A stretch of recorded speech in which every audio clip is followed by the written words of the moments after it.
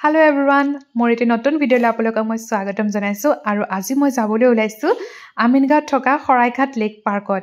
এই পাৰ্কখন নতুনকৈ খুলিছে বুলি জানিছো, হেয়ে ভাবিলো গৈ আহো। মই বেক চেক লৈ ৰেডি হলো, খুব এক্সাইটেড হৈ আছো। মোতকৈ বেছি এক্সাইটেড ইলিয়ানা হৈ আছে। আমি নগাঁৱৰ পৰা গৈ আছিলো, বলক যাওঁ। আজি কি আছে তোমাৰ? বাৰ্থডে। ক'ত যাবা তুমি এতিয়া? ৱাটাৰ পাৰ্কত। ফুৰিব যাম ন মোৰ বাৰ্থডে? মই ৱাটাৰ পাৰ্কত মই বহুত মস্তি কৰি মাৰিলোঁ। আমি নগাঁৱৰ পৰা গুৱাহাটী আহি পালোহি আৰু গুৱাহাটীৰ পৰা আমিনগাঁও আহি গ'লোহি 2 ঘণ্টাৰ ভিতৰত।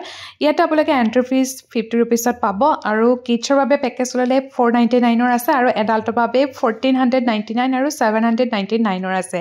ইয়াতে এডভেঞ্চাৰ পাছ বহুত আছে এডাল্টৰ কাৰণে।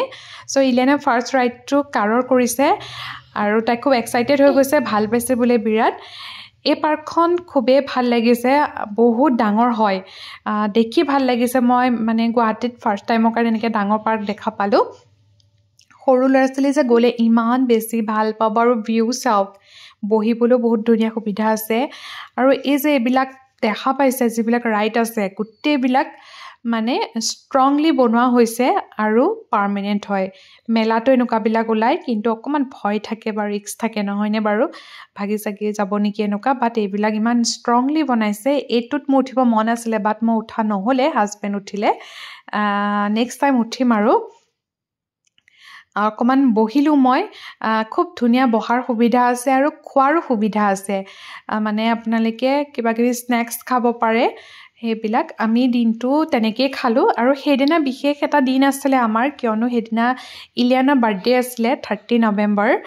বাৰ্থডে এইবাৰ আমি চেলিব্ৰেট নকৰিলোঁ ডাঙৰকৈ, সেয়েহে তাইক লৈ পেলাই আমি পাৰ্কতে গ'লোঁ। যিহেতু তাইৰ দিন সেইটো, তাই ভাল পোৱাৰ ধৰণে দিনটো আমি কটাওঁ বুলি ভাবিলোঁ।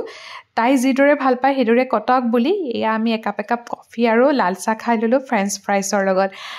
গতিকে মানে তাই ভাল পোৱাৰ মতে আমি দিনটো কটালোঁ আৰু তাই খুবেই বেছি ভাল পালে, ইমান এনজয় কৰিছে ন, গোটেই দিনটো খেলিছে। আমি সেইদিনা লাঞ্চো স্কিপ কৰিলোঁ, জাষ্ট তাতে কিবাকিবি মানে চাহ কফি বা কিবাকিবি স্নেক্স খাই আছিলোঁ আৰু দিনটো খেলিও। তাই মানে ঘৰত আহিবই ইচ্ছা কৰা নাছিলে।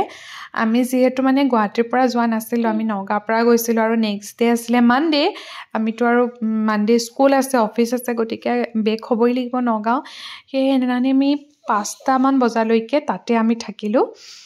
আৰু এইবিলাক ইলিয়ানাৰ লগত কিছুমান ৰাইড ময়ো কৰিব লগা হ'ল। আমি এডাল্টৰ কাৰণেও লৈছিলোঁ এটা পাছ, হাজবেণ্ডে লৈছিলে। তেখেতে স্পীড বোট কৰিলে আৰু চকৰিত উঠিলে আৰু কিবাকিবি কেইটামান কৰিলে। মই কিন্তু কৰা নহ'লে। এয়া দেখিছেনে, এইবিলাকে পানীৰ কিছুমান এডভেঞ্চাৰ পাছ আছে। আৰু স্পীড বোটটো মই আপোনালোকক দেখাই আছোঁ হা, ইমানেই স্পীডত যায়, মোৰ বহুত ভয় লাগিলে, সেইকাৰণে মই যোৱা নহ'লে। আৰু মই আকৌ এবাৰ কৈ দিছোঁ, এইখন আছে আমিনগাঁৱত, একদম বিৰাটেই ধুনীয়া হয়। সৰু ল'ৰা ছোৱালীয়ে ইমান বেছি ভাল পাব ন। আপোনালোকৰ ঘৰত যদি সৰু ল'ৰা ছোৱালী আছে, আপোনালোকে লৈ যাওক। আৰু ভিডিঅ'টো চোৱাৰ মাজতে মই কৈছোঁ, মোৰ চেনেলটো ভাল লাগিলে, মোৰ ভিডিঅ'বিলাক যদি ভাল লাগে, আপোনালোকে ভিডিঅ'টো লাইক কৰিব, ছাবস্ক্ৰাইব কৰিব চেনেলটো। আৰু ইভিনিঙৰ মানে টাইম হৈ গ'ল, ইভিনিং সময়খিনি বহি ইমান ভাল লাগিছিলে মোৰ। তাৰপিছত আমি এটা লেমন ছ'ডা খাই ল'লোঁ। মোৰ অকণমান কিবা গেছো লাগি আছিলে, এইটো খাই একদম ভাল পাই গ'লোঁ। ৰাতিৰ ভিউটো খুবেই ধুনীয়া, একদম লাইটিংবিলাক আহি গৈছিলে ন, এয়া লাইটবিলাক জ্বলিছে আৰু চাওকচোন, লাইটবিলাক জ্বলাতে একদম ধুনীয়া লাগি আহিছিলে। সেনেকৈ আমাৰ ইলিয়ানা বাৰ্থডে গ'ল আৰু এইবাৰ তেনেকৈ ঘৰত আহি আমি মানে নগাঁৱলৈ বেক হ'লোঁ। নগাঁৱত আহি আমি পুনৰ কেক চেক কাটিলোঁ, ৰাস্তাতে আমি ডিনাৰ কৰি আহিলোঁ। এয়া ঘৰলৈ বুলি আমি বেক হৈ আছোঁ। বাই।